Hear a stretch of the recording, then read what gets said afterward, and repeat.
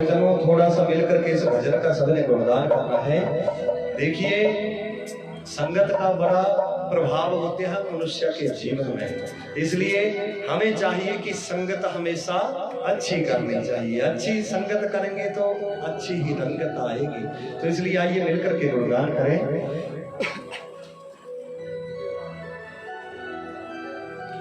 हो मिलती है राम नाम की दौलत कभी कभी, मिलती है राम दौलत कभी कभी।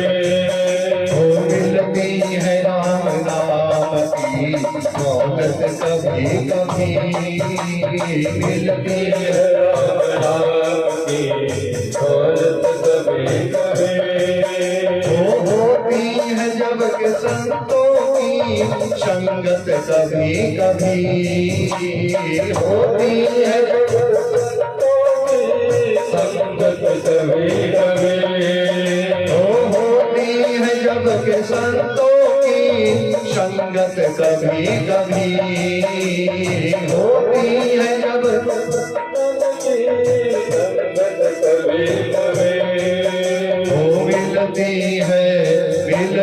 है राम नाम की दौलत कभी कभी, मिलती है राम नाम की दौलत कभी कभी।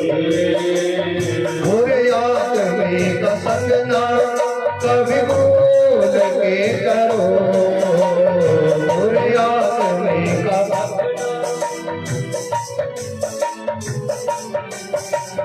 बुरे आदमी का संग ना कभी भूल के करो, बुरे आदमी का संग ना कभी भूल के करो।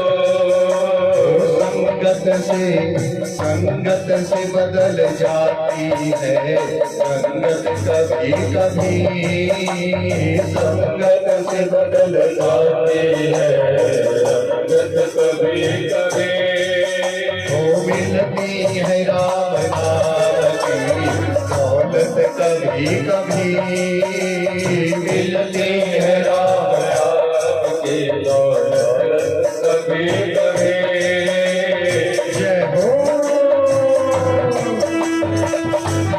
सभी भक्त भाव के साथ ताली बजाएंगे।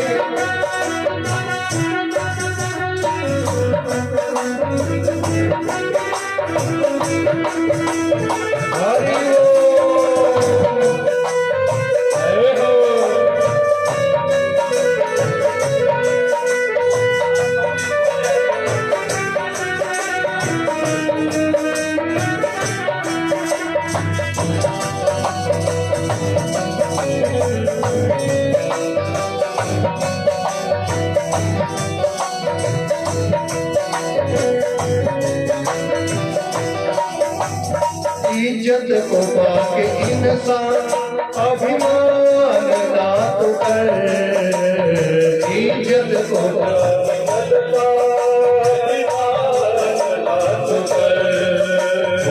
इज्जत को पाके इंसान अभिमान ना तो कर, इज्जत को पाके अभिमान ना तो कर। मिलती है ऐसे खाक में इज्जत कभी कभी, मिलती है ऐसे खाक में इज्जत कभी कभी। वो मिलती है राम नाम की दौलत कभी कभी, मिलती है राम नाम की दौलत कभी कभी। संतों की संगत कभी कभी, होती है संतों की संगत कभी कभी। मिलती है राम नाम की दौलत कभी कभी, मिलती है राम नाम की दौलत कभी कभी। बोलिए श्री बांके बिहारी लाल की जय। संगत में ये पड़ गया। और देखिए जब गोकर्ण जी ने इसको समझाने का प्रयास किया तो धुंधुकारी ने कह दिया कि गोकर्ण तू मुझको मत समझा, क्योंकि तू मेरा ना तो भाई है, मेरा कुछ नहीं तू लगता, तू एक गाय का पुत्र है, अपने काम से काम रख। यदि पिता के कमाए हुए धन का उपभोग मैं नहीं करूंगा तो और कौन करेगा। और भक्तजनों देखिए छोटी सी अवस्था में इस धुंधुकारी ने जुआ खेलना प्रारंभ कर दिया। प्रतिदिन बहुत सारा धन ले जाकर के माता से मांग कर लेकर के जाता और जाकर के जुए में हरा देता। जब धुंधली प्रतिदिन ये बहुत सारा धन लेकर के जाने लगा, धुंधली को चिंता होने लगी। जब भी पूछती महाराज रोज नया बहाना, मेरा मित्र गरीब है उसको थोड़ा धन प्रदान करूंगा, उसके पास किताब नहीं है, उसके पास कापी नहीं है, जिस मार्ग से मैं गुरुकुल जाता हूँ रास्ते में मंदिर बन रहा है मैं वहां पर दान करूंगा, पाठशाला में भवन बन रहा है वहां पर दान करूंगा। भक्तजनों रोज नया बहाना। तो जब धुंधली को शक हुआ महाराज, एक दिन धुंधली ने धन दिया और देखिए चुपचाप पीछे पीछे चल पड़ी देखने के लिए कि ये धुंधुकारी इतने धन का क्या करता है। क्या देखा महाराज, धुंधुकारी गुरुकुल ना जाकर के उस स्थान के ऊपर पहुंच गया जहां पर जुआ खेला जाता था। भक्तजनों देखिए धुंधली वापिस लौट करके आई। धुंधुकारी जब घर आया तो बहुत समझाया, अरे ये मूर्ख तुझे कैसा व्यसन लग गया अपने पिता की, और देख कितनी इज्जत मान मर्यादा है समाज में तेरे पिता की। जब लोगों को इस बात का पता चलेगा कि पुत्र जुआरी है तो लोग क्या कहेंगे। और तेरा तू जानता है कि पिता तेरे कितने क्रोधी स्वभाव के हैं, यदि उनको पता चल जाएगा तो फिर सोच वो तेरा क्या हाल करेंगे। इसलिए मूर्ख इस व्यसन को छोड़ करके पढ़ाई की और मन लगा। किंतु महाराज माता के वचनों की और ध्यान नहीं दिया। और देखिए वही इसका रवैया रहा तो धुंधली ने धन देना बंद कर दिया। जब धन देना बंद किया तो महाराज अब धुंधुकारी ने क्या किया, अब ये घर में चोरी करने लगा। और भक्तजनों पिता ने जो बड़ी अनमोल वस्तुएं कमाई हुई थी उन वस्तुओं को कमाकर चुरा कर लेकर के जाता, बाजार में सस्ते भाव में बेचता और जो धन प्राप्त होता उससे जुआ खेलता। बोलिए सच्चे दरबार की। और भक्तजनों धुंधली को पता है आत्मदेव ब्राह्मण जब भी अपनी पत्नी धुंधली से पूछते देवी पुत्र कहाँ है, भक्तजनों कभी धुंधली ने सत्य नहीं बताया, क्योंकि आत्मदेव क्रोधी स्वभाव के हैं। अधिकतर माताएं ऐसा करती हैं कि पिता क्रोधी स्वभाव का है तो पुत्र की गलती के ऊपर पर्दा डालती हैं। बोलिए सच्चे दरबार की। अधिकतर होता है ऐसा करती हैं माताएं, किंतु महाराज भूल करके भी ऐसी गलती मत कीजिए, यदि गलती करेंगे बाद में पछताना पड़ेगा। और भक्तजनों जब भी पूछा धुंधली ने कभी सत्य नहीं बताया। कभी कहती महाराज पुत्र खेलने के लिए गया है, इसमें मित्र के साथ पढ़ने के लिए गया है, इसमें पूजा करने के लिए मंदिर गया है। भक्तजनों और आत्मदेव ऐसा ही सोच रहे हैं कि अरे मेरे पुत्र तो बड़े आज्ञाकारी हैं। भक्तजनों किंतु देखिए सत्य कितने दिन छिप सकता है, एक दिन की घटना। भक्तजनों छोटी सी अवस्था में पहले ये जुआ खेलता था, उसके बाद इसने मदिरा पान करना प्रारंभ किया, उसके बाद वैश्याओं के पास ये जाने लग गया उस गलत संगत में पढ़ करके।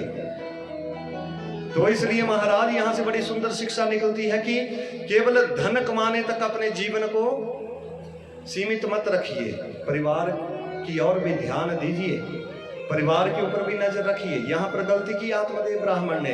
और भक्तजनों देखिए अब क्या हुआ, एक दिन की घटना। आत्मदेव ब्राह्मण जा रहे थे महाराज घर की तरफ, आगे से एक जुआरी आ रहा है। बोलिए सच्चे दरबार की। आवाज साफ आ रही है, सुनाई दे रहा है, लग रहा है पता क्या सुना रहा हूं। अगले तक ठीक बोल रहे, पिछले ठीक है जी। बोलिए सच्चे दरबार की। भक्तजनों सामने से जुआरी आ रहा है, आत्मदेव ब्राह्मण की दृष्टि पड़ी है जुआरी के हाथ के ऊपर। भक्तजनों जुआरी ने एक रत्न जड़ित अंगूठी डाली हुई थी हाथ में, और भक्तजनों आत्मदेव ब्राह्मण ने पहचान लिया कि ये अंगूठी मेरी है। बोलिए सच्चे दरबार की। और भक्तजनों आत्मदेव ब्राह्मण ने जुआरी को रोक दिया, रे जुआरी रुक जा, मुझे बता कि तेरे पास ये अंगूठी कहां से आई। भक्तजनों जुआरी जानता है कि अरे ये उस धुंधुकारी के पिता हैं। भक्तजनों जुआरी टाल मटोल करने लगा, महाराज क्या हुआ। आत्मदेव कहने लगे कि जुआरी ये जो तूने हाथ में अंगूठी डाली है ये अंगूठी मेरी है। भक्तजनों जुआरी कहने लगा, महाराज कैसी बात कर रहे हैं ब्राह्मण देवता, अरे एक जैसी दो अंगूठियां भी तो हो सकती है। बोलिए सच्चे दरबार की। ये अंगूठी आपकी नहीं है पितु, ये मेरी अपनी अंगूठी है। भक्तजनों, आत्मदेव ब्राह्मण कहने लगे, अरे जुआरी, मैंने अपनी अंगूठी को पहचान लिया है।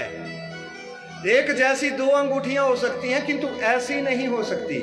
अरे ये कोई साधारण अंगूठी नहीं है, ये अंगूठी प्रसन्न होकर के नगरी के राजा ने मुझको प्रदान की है। ये राजघराने की अंगूठी है, इसको मैं पहचानता हूँ। तू बता तेरे पास कहाँ से आई। पहले तो जुआरी टाल मटोल करता रहा, किंतु जब महाराज आत्मदेव ब्राह्मण ने धमकी दे दी कि जुआरी, क्या तू नहीं जानता कि हमारे नगरी का नियम है, राजा ने चोरी का दंड मृत्यु निश्चित किया हुआ है। मुझे सीधी तरह बता तेरे पास अंगूठी कहाँ से आई, अन्यथा मैं राजा के पास जाकर के तेरी शिकायत लगा दूंगा, और फिर तू जानता है कि राजा तुझे कौन सा दंड देगा। भक्तजनों, जब ऐसी बात कही है तो देखिए अब जुआरी को भी क्रोध आया। जुआरी कहने लगा कि अरे वो आत्मदेव ब्राह्मण, क्या तुम नहीं जानते ये अंगूठी मेरे पास कहाँ से आई? अरे लोग तो कहते हैं कि तुम बहुत बड़े विद्वान हो, किंतु मैं आपको एक सत्य बात कहूं ना, तो सत्य ये है कि मैंने तुमसे बड़ा मूर्ख आज तक दूसरा नहीं देखा। बोलिए सच्चे दरबार की। अरे जिसको अपने घर का ही पता नहीं है वो कैसा विद्वान है? अरे तुम नहीं जानते ये अंगूठी मेरे पास कहां से आई? मैं बताता हूं, ये अंगूठी मैंने चुराई नहीं है, अपितु ये अंगूठी तेरे पुत्र ने जुए में हारी हुई है। हुई सच्चे दरबार की। जैसे ही ये वचन सुने महाराज, मानो आत्मदेव ब्राह्मण के पांव के नीचे से जमीन खिसक गई। कभी स्वप्न में भी नहीं सोचा था कि पुत्र के बारे में ऐसा सुनने को मिलेगा। आत्मदेव समझते थे मेरे पुत्र बड़े अच्छे हैं, किंतु जैसे ही आज सत्यता का पता लगा, जुआरी कहने लगा, हाय महाराज आत्मदेव, यदि आपको अपने घर का पता नहीं तो आप तो बहुत बड़े मूर्ख हैं। इस समय धूर्तों में शिरोमणि है तुम्हारा पुत्र धुंधुकारी। इस अंगूठी को क्या देख रहे हो?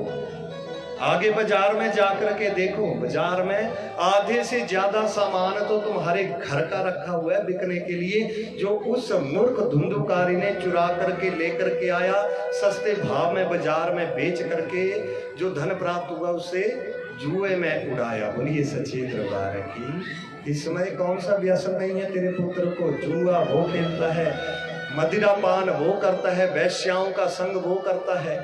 भक्तजनों, जैसे ही ये वचन सुने हैं तो आज देखिए जीवन में पहली बार ऐसा हुआ महाराज कि आत्मदेव ब्राह्मण का मुख शर्म से, लज्जा से पहली बार नीचे झुक गया, और पुत्र के बारे में ऐसे वचन सुन करके आंखों में अश्रुधारा आ गई। और भक्तजनों, इतना दुख हुआ हृदय में, अरे मैं तो सोचता है कि मेरा पुत्र ऐसे लायक है, मेरे पुत्र ऐसे हैं, मेरे पुत्र वैसे हैं, किंतु आज ये मैं क्या सुन रहा हूं।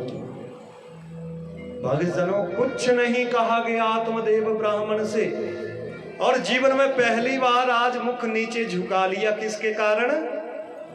पुत्र के कारण। महाराज, इतनी लज्जा का अनुभव हुआ। अपनी धोती से अपने नाक को ढांपा है, और महाराज देखिए उसी प्रकार मुख नीचे करते हुए आत्मदेव ब्राह्मण आगे जाने लगे। आगे वो बाजार है महाराज, मुख नहीं उठाया जा रहा है, बस तिरछी नजर से देख रहे हैं। तो क्या देख रहे हैं भक्तजनों? कड़ी मेहनत करके महाराज दिन रात एक करके जिन अनमोल वस्तुओं को आत्मदेव ब्राह्मण ने कमाया था, वो वस्तुएं महाराज वहां बाजार में बिकने के लिए रखी हुई हैं। अपने घर का आधे से ज्यादा सामान देख करके महाराज हृदय में बड़ा दुख भी हो रहा है, अंदर क्रोध भी जागृत हो रहा है। अरे उस जुआरी ने तो बिल्कुल सत्य कहा, उस मूर्ख धुंधुकारी ने मेरा नाम मिट्टी में मिला करके रख दिया। भक्तजनों, अत्यंत दुखित होकर के घर की ओर जा रहे हैं। जैसे ही घर में पहुंचे, सोचने लगे कि अरे जब भी मैंने धुंधली से पूछा कि पुत्र धुंधुकारी कहाँ है। भक्तजनों, जो गोकर्ण थे देखिए बड़े कम घर आते थे, अधिकतर गुरुकुल में रहते थे, क्योंकि एक दो बार समझाने का प्रयास किया धुंधुकारी को। जब धुंधुकारी ने उल्टा इनको ही सुना दिया तो उसके बाद गोकर्ण ज्यादा समय गुरुओं के पास रहने लगे, घर कम आते थे।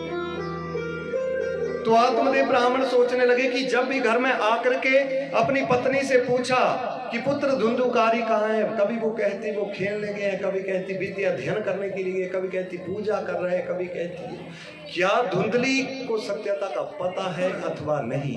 यदि उसे पता है, क्या उसने मेरे से छिपाया है, क्योंकि कभी ये बात मेरे सामने नहीं आई।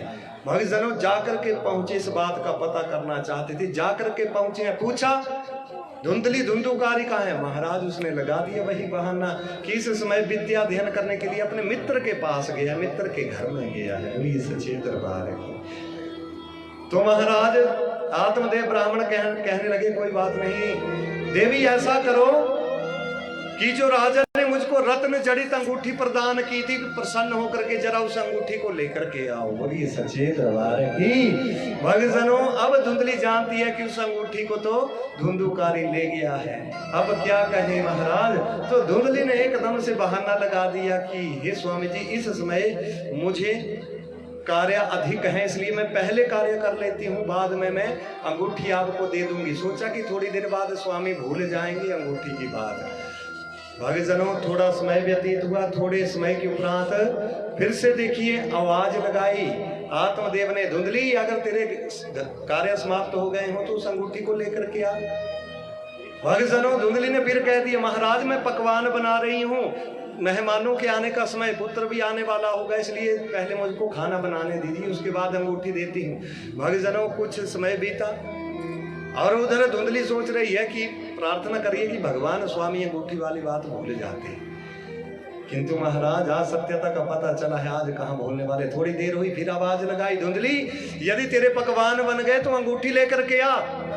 भक्तजनों अब देखिए धुंधली गई, जाकर के लगी उन तीन ट्रंकड़ुआ देखने हैं, तीन संदूकड़ुआ लगी खोलने, और बाद में कह दिए कि स्वामी जी मैं ढूंढ रही हूँ, अब मेरे को रख करके याद नहीं रही है कि कहाँ पर रख दी है, मिल नहीं रही है, जब मिलेगी तो आपको दे दूंगी। बोलिए सच्चे दरबार की। फिर से बहाना लगा दिया।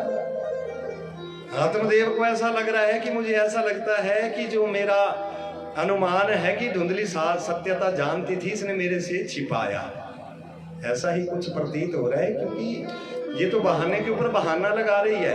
कहा ठीक है धुंधली अंगूठी को रख करके भूल गई, कोई बात नहीं, पिछले ही हफ्ते में तेरे लिए एक मचीठ रंग की साड़ी लेकर के आया था, जरा उस साड़ी को लेकर के आ। भक्तजनों जैसे ही अब उस साड़ी को भी धुंधुकारी ले गया था, अब कहाँ से देगी। भक्तजनों अब साड़ी के बारे में जब बहाना लगाया तो देखिए क्रोधित तो हो गए कि अरे मूर्ख, अरे धूर्त, असत्य भाषण करने वाली असत्या पुत्री, मैंने जब जब तुझसे पूछा कि पुत्र धुंधुकारी का है, तूने कभी मुझसे सत्य नहीं बताया, हमेशा झूठ कहा कि पुत्र विद्या अध्ययन करे, पुत्र मंदिर गया हुआ है। अगर तूने समय रहते मुझको सत्यता बता दी होती तो आज मेरा पुत्र जिस स्थिति में है शायद उस स्थिति में वो नहीं होता। भक्तजनों बहुत सुनाया है धुंधली को, धुंधली से कुछ नहीं कहा जा रहा। और भक्तजनों इतने में देखिए धुंधुकारी को ढूंढता हुआ उनका मित्र वहां पर पहुंचा। आत्मदेव क्रोधित थे, महाराज भगा दिया उसको, फटकार लगाई, डांट लगाई, भगा दिया उसको भी कि तुम जैसों की संगत में रह करके मेरा पुत्र बिगड़ गया। भक्तजनों वो जाकर के पहुंचा है तो देखिए उधर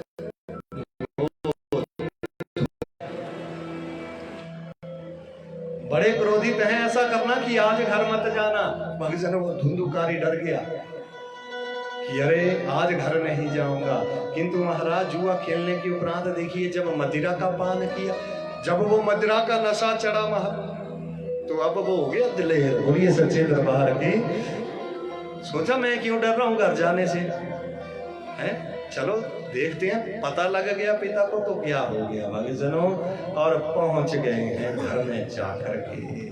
अब घर में जाकर के पहुंचे भक्तजनों, जैसे ही आत्मदेव ब्राह्मण ने देखा तो क्रोध भी था और मन दुखित भी था। महाराज क्रोधित होकर के देखिए आत्मदेव ब्राह्मण कहने लगे कि अरे वो दुष्ट धुंधुकारी, ऐसा कर कि इसी समय मेरे घर से निकल जा, मेरे घर में तेरे जैसे ज्वारी के लिए कोई स्थान नहीं है, तुझ जैसे पुत्र से तो मैं बिना पुत्र का श्रेष्ठ, इसलिए ऐसा कर इसी समय मेरे घर से निकल जा, इतना क्रोधित होकर के कहा है। और महाराज इस धुंधुकारी को सुधारने के लिए एक तमाचा इसके मुख के ऊपर आत्मदेव ब्राह्मण ने लगाया है। तो ये सचेत दरबार की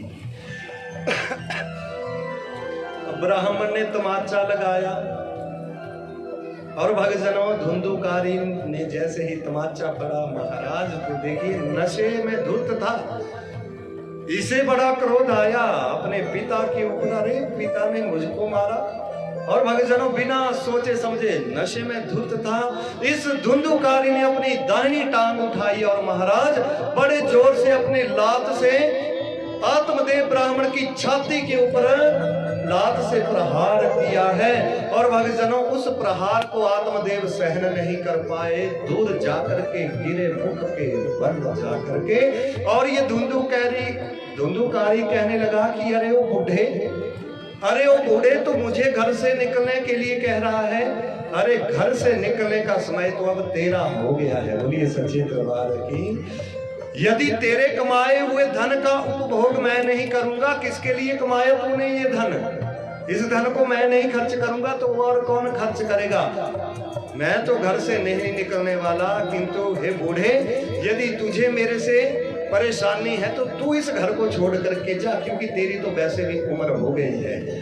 भक्तजनों ऐसे वचन कहे हैं। जैसे ही महाराज आत्मदेव ब्राह्मण उठे, मुख के बल गिरे थे, मुख से रक्त की धारा बह रही है।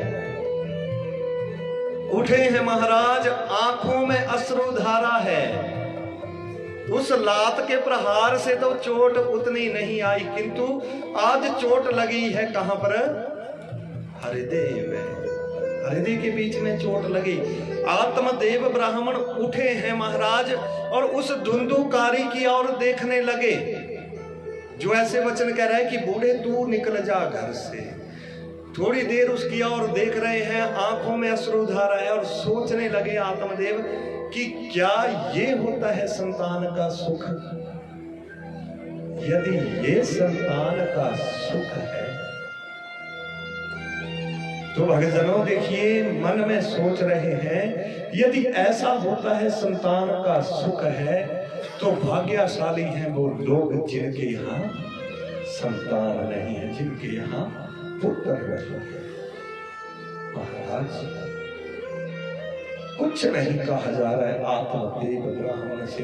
धुंधली चुपचाप खड़ी है वहां पर, एक शब्द धुंधली के मुख से नहीं निकल पा रहा।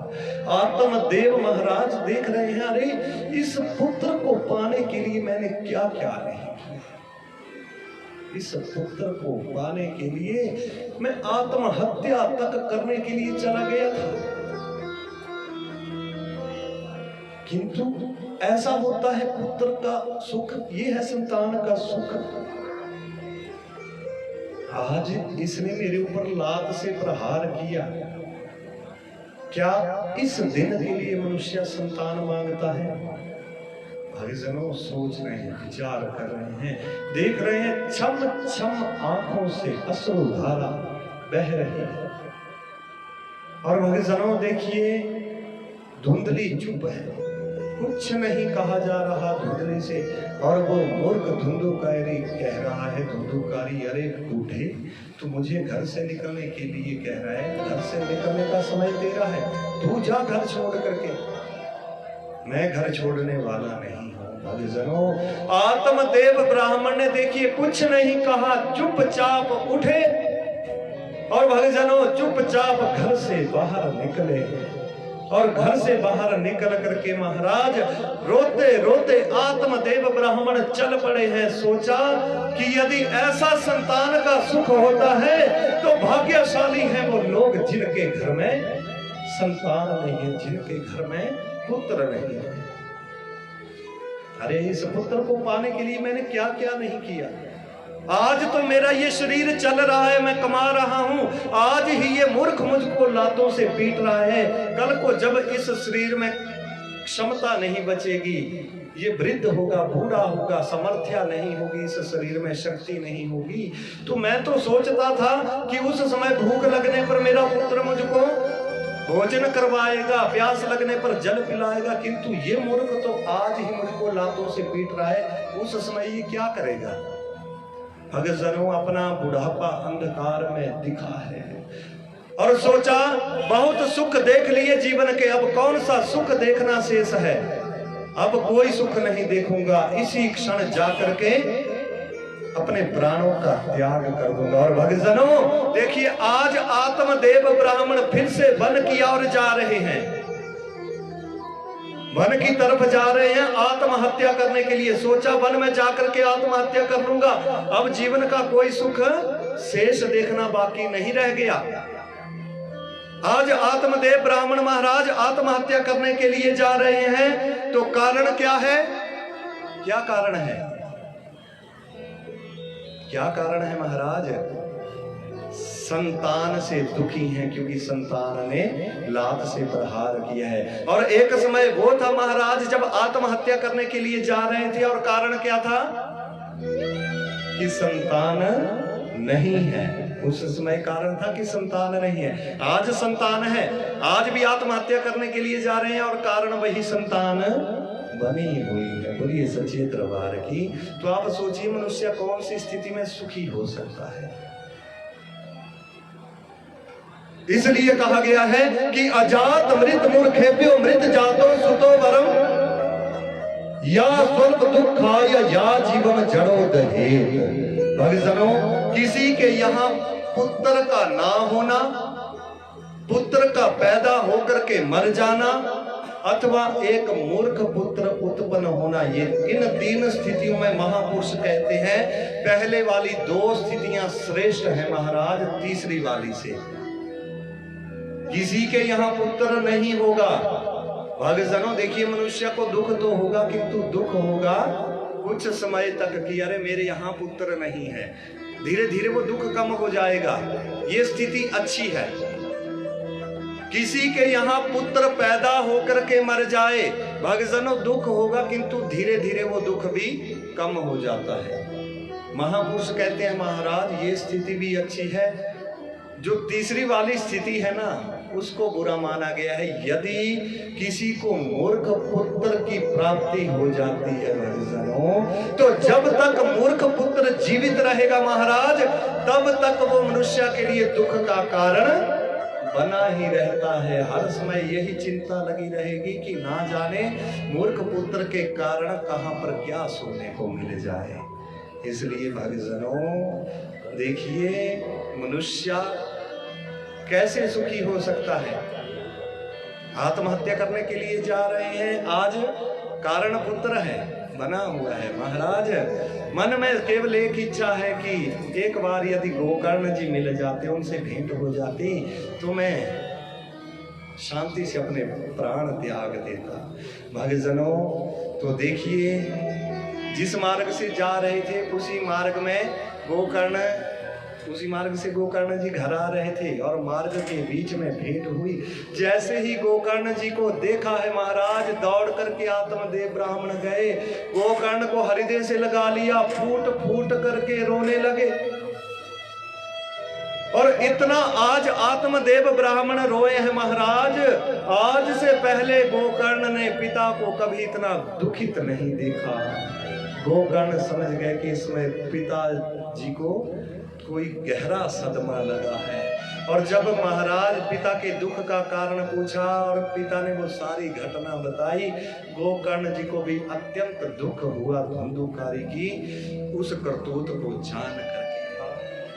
और आत्मदेव ब्राह्मण कहने लगे, पुत्र केवल एक इच्छा थी, भगवान ने मेरी सुन ली, तुझसे मिला दिया, अब मैं बड़े आराम से अपने प्राणों को त्याग दूंगा। भक्तजनों तो उस समय देखिए गोकर्ण जी ने समझाया था। और भक्तजनों आत्मदेव ब्राह्मण ने यहाँ पुत्र से ज्ञान लिया था, यहाँ पर लिया था ज्ञान, जबकि समझाया पहले महात्मा जी ने भी था उस समय, किंतु उस समय ज्ञान नहीं लिया था, क्योंकि महाराज उस समय आसक्ति कहाँ पर थी? पुत्र में। आज पुत्र से, परिवार से आसक्ति टूटी हुई है, और आज जब ज्ञान दिया उस ज्ञान को एकदम से आत्मदेव ने ग्रहण किया है। भक्तजनों तो देखिए, पुत्र से ज्ञान लेकर के आत्मदेव पहुंचे हैं महाराज कहाँ पर? वन में जाकर के, वहां पर तप में अपना जीवन लगाया है शेष जीवन। भक्तजनों, शौनकादि 88,000 ऋषि मुनि पूछने लगे, सूत जी महाराज आत्मदेव ब्राह्मण चले गए, उसके उपरांत वो जो धुंधली थी उसका क्या हुआ? भक्तजनों, तो देखिए आत्मदेव ब्राह्मण चले गए, अब कमाने वाला कोई नहीं रहा। और भक्तजनों, ये क्या करता? धुंधुकारी बहुत सारा धन प्रतिदिन जाकर के जुए में हारता, मदिरा पीता, वैश्याओं को प्रदान करता। भक्तजनों, एक भरा हुआ समुद्र हो, यदि आय का स्रोत नहीं होगा तो उसमें से थोड़ा थोड़ा भी निकालेंगे तो एक दिन ना वो भी खाली हो जाएगा। वैसा ही हुआ, धन समाप्त हो गया। भक्तजनों, तो देखिए जब धन समाप्त हो गया, एक दिन की घटना, मदिरा पान करके पहुंचा है घर में और धुंधली से कहने लगा कि बुढ़िया ऐसा कर, मुझको जुआ खेलना है, मुझको धन प्रदान कर। भक्तजनों, धुंधली के पास धन नहीं था, कहां से देती? धुंधली ने मना किया, धुंधुकारी जितना धन था उसको तो ले गया है, अब धन नहीं है। भक्तजनों, कहने लगा धुंधुकारी कि बुढ़िया मैं जानता हूं कि घी निकालने के लिए उंगली टेढ़ी करनी पड़ती है, ऐसा कर चुपचाप धन दे दे, अन्यथा फिर देख लेना, मैं जानता हूं कैसे धन निकलवाया जाता है। अब धन था नहीं तो कहां से देती? मना किया। भक्तजनों, इसने क्या किया? रसोई के बीच में गया, चूल्हे में आग जल रही थी, वहां से एक जलती हुई लकड़ी उठाई है, बाहर आया, केशों से पकड़ा धुंधली को और महाराज जलती हुई लकड़ी से पीटने लगा है धुंधली को। और भक्तजनों, आज धुंधली को बहुत ही असहनीय पीड़ा हो रही है जब ये धुंधुकारी उस जलती हुई लकड़ी से पीट रहा है, शरीर को जलती हुई लकड़ी से दाग रहा है। महाराज, इतना कष्ट हो रहा है धुंधली को, एक एक प्रहार के साथ साथ अपने द्वारा किया हुआ एक एक पाप कर्म याद आ रहा है। आज पछता रही है, काश उस दिन महात्मा के फल का निरादर नहीं किया होता, वो फल स्वयं खाया होता, गोकर्ण जैसा श्रीखा पुत्र मेरा होता। भक्तजनों, किंतु अब पछताए क्या होता जब चिड़िया चुग गई खेत, वही सच्चे दरबार की। अब क्या होगा पछताने से? भक्तजनों, जब वो पीड़ा असहनीय हो गई, महाराज धुंधली से सहन नहीं हो पा रही, धुंधली ने कह दिया कि धुंधुकारी रुक, थोड़ा सा धन बाहर छिपा करके रखा है, अभी ला करके देती हूँ, अभी ला करके देती हूँ। भक्तजनों, जोर का धक्का दिया धुंधुकारी ने। बुढ़िया पहले मान जाती तो इतनी पिटाई नहीं होती। भक्तजनों, धक्का तो दिया है, धुंधली गिरी, गिर करके उठी। महाराज, धुंधली ने ना इधर देखा ना उधर देखा, सीधा घर से बाहर निकली, दौड़ करके गई, गांव के बीच में एक कुआं था, ना इधर देखा ना उधर देखा, जा करके कुएं के बीच में छलांग लगा करके अपने जीवन को समाप्त किया है। बोलिए सच्चे दरबार की। भक्तजनों, देखिए धुंधुकारी ये है वर्ण संकर संतान, इस कुल की नहीं थी, ये दूसरे कुल से आई थी, और ये वर्ण संकर संतान महाराज देखिए धीरे धीरे इस कुल को समाप्त करती जा रही है। भक्तजनों, धुंधली भी मारी गई, अब रोकने टोकने वाला कोई नहीं रहा, 5 वैश्याओं को साथ लेकर के आ गया। और भक्तजनों, 5 वैश्याओं को लेकर के घर में पहुंचा, वैश्याएं आई, आकर के घर का हाल देखा, ना धन ना संपत्ति, कुछ भी नहीं है। वैश्याएं कहने लगी, धुंधुकारी हमें किस लिए यहाँ पर लेकर के आया? जहाँ पर धन नहीं वहां पर हमारा क्या काम, हम दूसरे स्थान पर जाएंगी। भक्तजनों, किंतु ये मूर्ख, ये धूर्त धुंधुकारी वैश्याओं से प्रीत लगा करके बैठा है। महाराज, वैश्याओं का प्रेम व्यक्ति के साथ नहीं होता, वैश्याओं का प्रेम केवल और केवल धन के साथ होता है। किंतु ये मूर्ख तो इनसे प्रीति लगा करके बैठा है, कहने लगा देवियों कहीं जाने की जरूरत नहीं है, मैं शीघ्र ही धन का प्रबंध करूंगा। और धन का प्रबंध करने के लिए महाराज इसने राजघराने में जाकर के चोरी की, राजा के खजाने में जाकर के डाका डाला, भाग्य ने साथ दिया, चोरी करने में सफल हो गया, पकड़ा भी नहीं गया। बहुत सारा धन चुरा कर के लेकर के घर पहुंचा, ला करके वो धन उन वैश्याओं के सामने रख दिया। वैश्याओं ने उतना धन देखा, महाराज आंखें फटी की फटी